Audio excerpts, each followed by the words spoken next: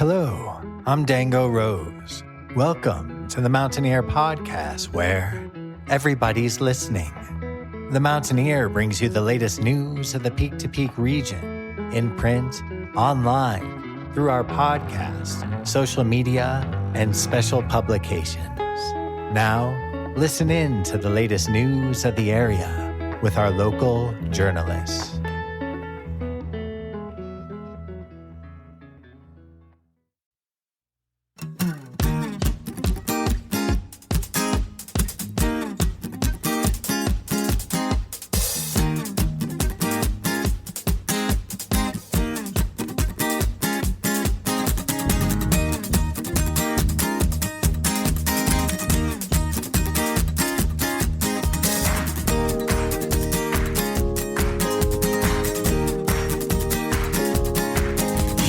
Most tender moments I see her there.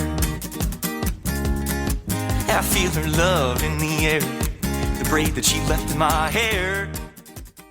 The song that you are currently listening to is called Stoke Up High, and it's the latest release from Graham Good and the Painters, who will be performing at the Jamestown Mercantile very soon. More details coming up later in the podcast. For more information about the musical ventures of Graham Good, his solo releases, the releases of Graham Good and the Painters, and the releases of A Brother's Fountain, be sure to head to his website at grahamgoodmusic.com. Stoke up high.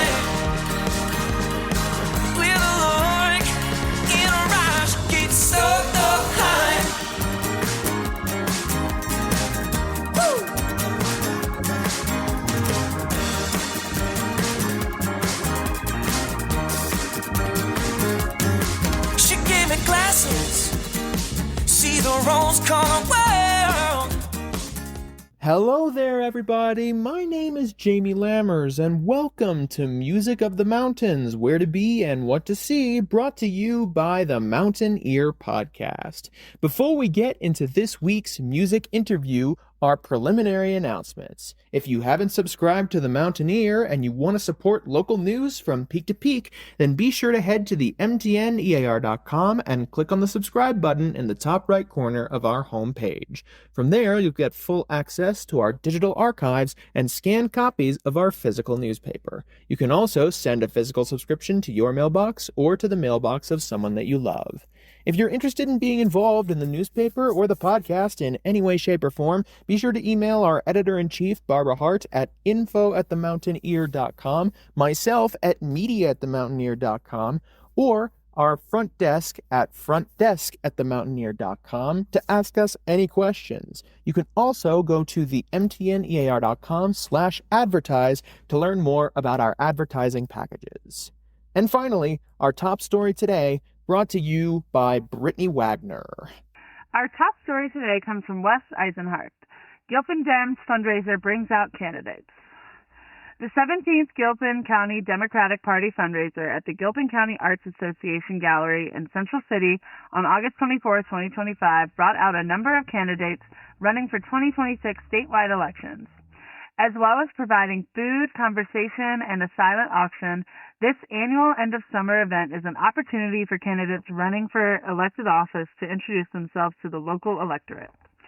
This year's featured speakers included CB2 incumbent Representative Joe Neguse, Colorado Attorney General Phil Weiser, running for the Democratic nomination for governor, Boulder County DA Michael Dougherty, running for state district attorney, Jefferson County Clerk Amanda Gonzalez, running for Secretary of State, and Jefferson County Treasurer Jerry Tulio, running for State Treasurer. You can read the full story in this week's Mountaineer or at themountaineer.com. All right, let's get into today's interview. Our guest this time around, do you mind introducing yourself real quick? Sure. Hello, I'm Graham Good. I'm a musician in Fort Collins. I play with Graham Good and the Painters, A Brother's Fountain, and I do solo projects, and I'm here for the joy to bring some hope and light back to the forefront of the communities in the northern Colorado area and beyond. And Graham Good and the Painters will be performing at the Jamestown Mercantile very soon. That is correct, on September 12th. So how did Graham Good and the Painters start as a band? Yeah, well, I got started as a college band during my time at CSU. Go Rams. I just kind of started writing songs in my dorm room and then went out to a funk jam at what used to be Hodie's Half Note, which is now the Comedy Fort. Met a couple of friends and they invited me over for a jam to play bass, which is kind of what I was doing more of at the time. And then I said, hey, I've got a song I wrote on acoustic guitar. Do you think I could have you guys play it with me? And we got started and it kind of felt like this moment of like, whoa, this feels like what I'm supposed to do and write songs and sing and be a front man. And so that was kind of the catalyst jam that I was like, all right, are we a band? And they're like, yeah, sure. So I just kind of started organizing practices, starting to book gigs.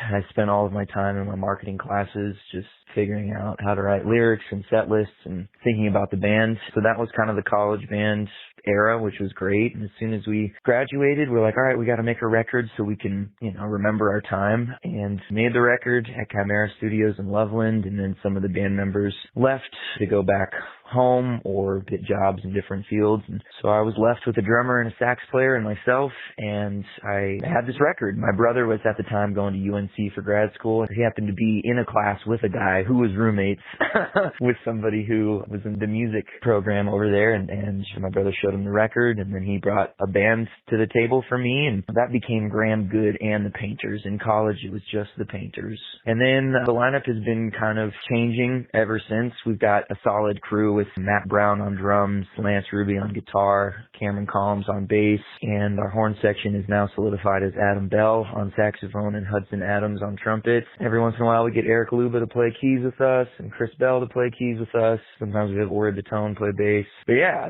there's some of the best musicians I think that Colorado has to offer, and I'm lucky that they're in the Painters with me. But yeah, we've been a band since, I believe, 2014, and we're just happy to be busy and playing music that makes the world smile. And what about you, Graham? How long have you been playing and been interested in music? Yeah, it goes all the way back to 7th grade. There was a class that was offered at my middle school, Deer Creek, called Intro to Typing, like on a computer keyboard / experimental band. So the first half of the semester, we were up in our words per minute and then just typing away. And the second half of the semester, we just got to essentially fart around on some concert band instruments. So I started on the trumpet, moved to the French horn, and then ended up on the tuba, and I wasn't half bad at that. So the band director who taught that class was like, hey, you should join the school band, and you could be second chair tuba if you wanted. And I was like, that's awesome. Then I learned there was only one other tuba player. But I ended up sitting next to an electric bass player because, we're in the low end section, and I was like, hold on, the bass is way cooler than this giant fart machine called the tuba. So I asked for a bass for Christmas that year, and it took, maybe a year or two of lessons on the bass, a handful of guitar lessons, and that was all I needed to feel like I had enough freedom on guitar and bass to start writing my own stuff. And I kind of have always just enjoyed the art of songwriting. That's how I got my start, and the last 2 years I spent in a songwriters guild where I wrote a song every Wednesday. So I'd like to think, I sharpened some skills in that area, and I think I've written over 150 songs at this point in my life, which feels really cool to say. Not to toot my own horn, but yeah, I love writing music. And what do you love so much about the songwriting process that keeps you coming back to it? Oh, it's kind of like a meditation. You just get lost in your own world, and everything else in the world just fades away momentarily. You get really present, and it just, to me, I feel like the key to freedom is creation. And when you're in a state of creating something, you're in the flow state and you're in the zen, and I just love to be in that zone. And I have an extra amount of gratitude and positivity that I feel has been gifted to me by the universe that is my duty to share with the rest of the world. And that's why I write songs. I write songs to help people believe in themselves, to get inspired to live life to the fullest, and to take action and chase their dreams. Not every song follows that lyrical theme, but pretty much most of them do. That's just kind of what I feel like I'm called to do. And are you the primary songwriter of the group? Do the other band members contribute to songs in any particular way? How do they contribute? How are songs arranged? All that kind of stuff. Yeah, man. I'm the primary songwriter for sure, but I'll bring acoustic guitar and vocals to the table and say, hey, what do you guys got for this? And when we get together to practice, the boys have their freedom to add their parts And, every once in a while I'll have a horn line in my head that I'll kind of say, hey, can you guys play this? And they'll be like, yeah, that's great. And let's add this to it. And yeah, since the COVID era, I kind of have been able to make my own demos. And, I am a multi-instrumentalist. I play drums, bass, guitar, mandolin, banjo, a little bit of piano. And so I've had a lot of fun building demos in my basement that I can send to the band and be like, hey, this is what I'm thinking. But yeah, that's the main process. Every once in a while a bass player will bring a really awesome riff to the table and we'll kind of make an instrumental jam. And at one point our keyboard player brought an awesome chord progression that I was like, yeah, I want to sing over that. So yeah, I try to keep it as collaborative as possible and allow the boys to shine on their instruments because they all have jazz degrees and are just wizards. So it's real fun for me to have my songs brought to life by their talents and efforts.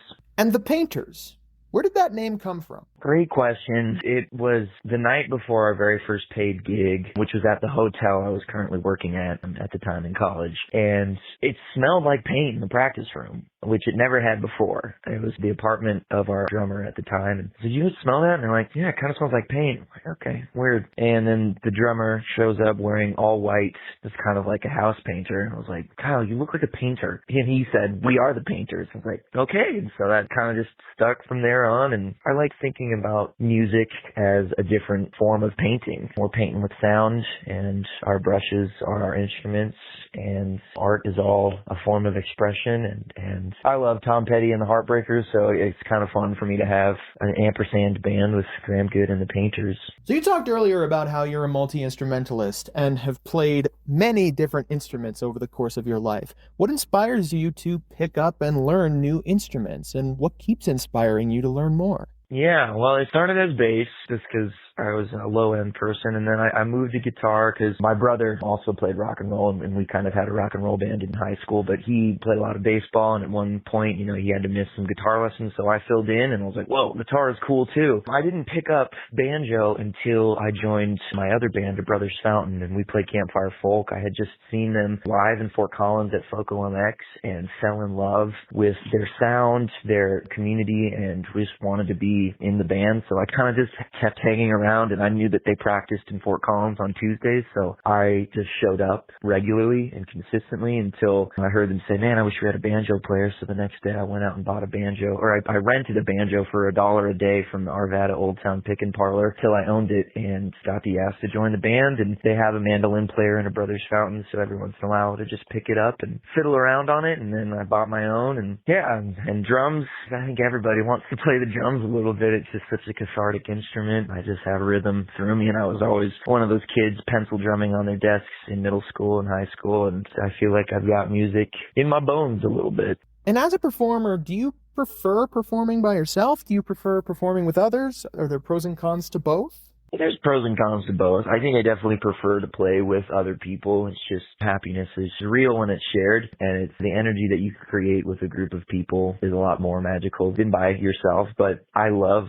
getting to do my solo performances. I kind of do like a one-man band thing, like Shaky Graves, where I've got the kick drum with my right foot. I have a foot tambourine for my left. I'll do some loops and just have at it. Yeah, I love to play if it's by myself or if it's with people. And what do you love most about being able to perform live and share your music with a crowd of people? Yeah, I mean, I think the number one reason is just it feels good to play, and I really, really am so lucky to have people who are touched by my songs and tell me and say, hey, this one made me cry, and I'm working on these issues in my life which your song talks about, and I just feel like the impact that I'm able to make on individuals in the community is why I do it, and I want people to feel like they can love themselves and they can go for their dreams.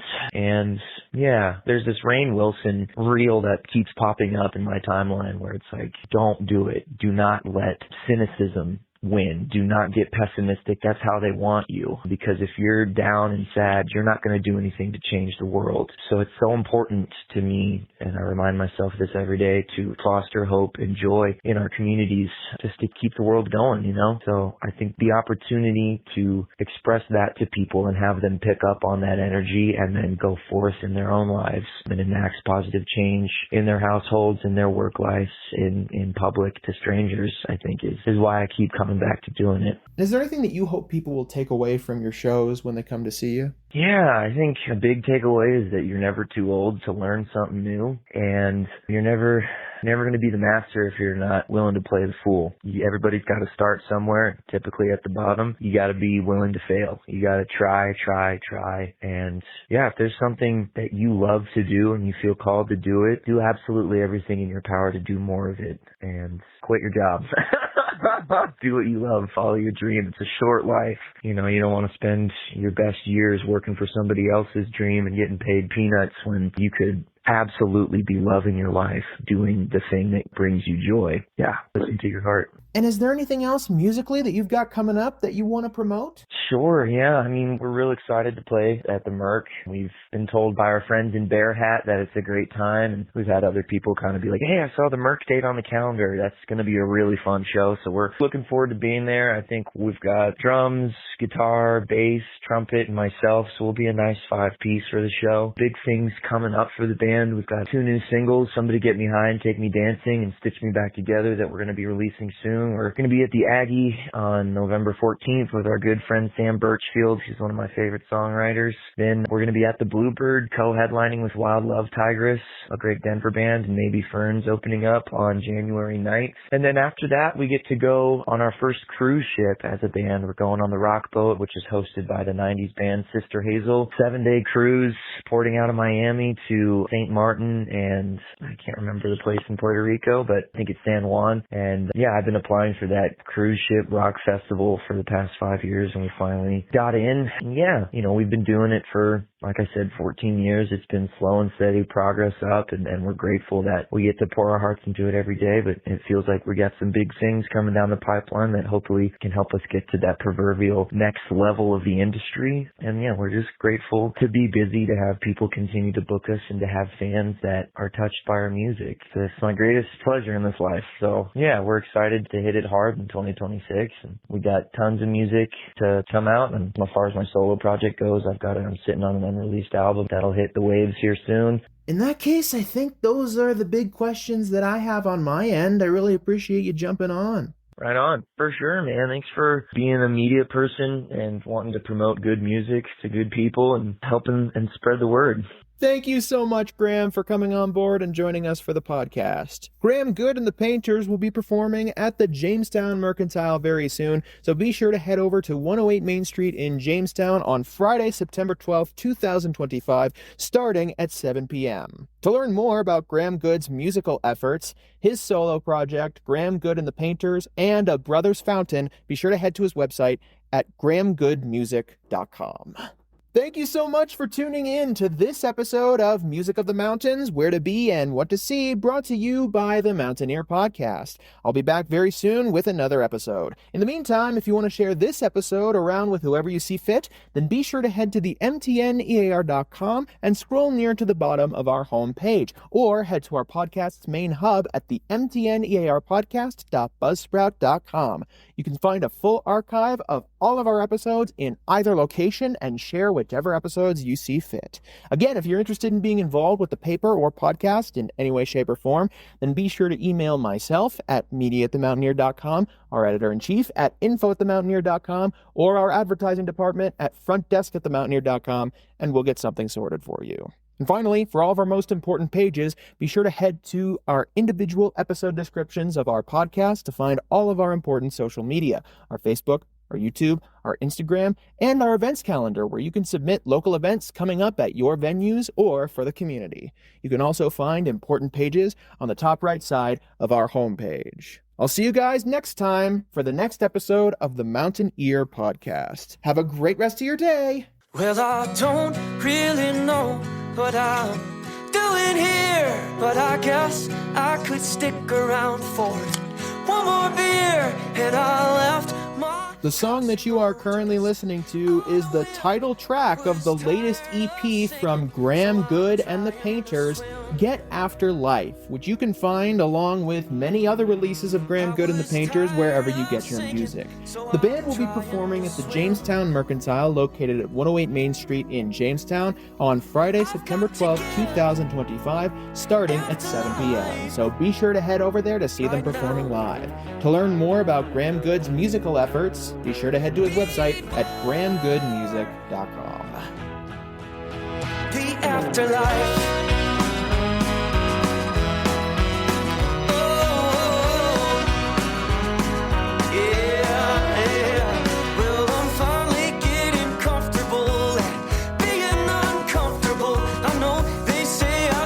Zone is where it gets wonderful.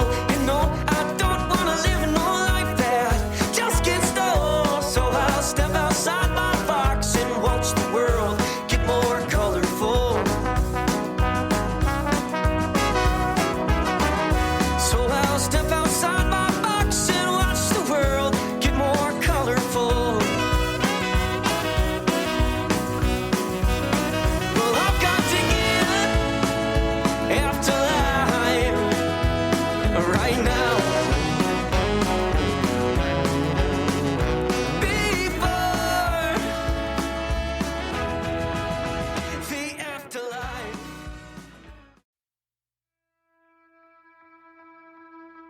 And that's it for our show.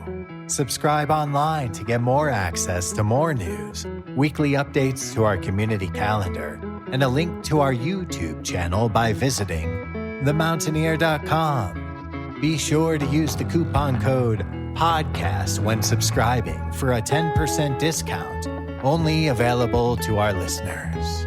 If you are in the local Peak to Peak area, be sure to pick up a print edition of The Mountaineer at a local business. I'm Dango Rose. Thank you for listening.